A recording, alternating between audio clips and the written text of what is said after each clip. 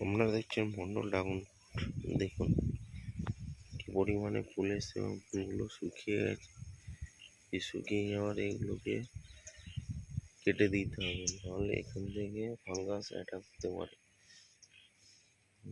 গাছের গোড়া দেখুন, এত বৃষ্টির মধ্যে গাছের গোড়াগুলো দেখুন সব শিকড় বার হয়ে গেছে। এইগুলোকে আবার খাবার দিতে হবে। এর মধ্যে কুড়িও চলে এসছে। ইসরায়েলি হলো ঢাকা থাকলে কালারটা দেখুন না, একটা আলাদা আলাদা অনুভূতি। কালকে হারভেস্ট করা হবে। ওগুলোতে তাই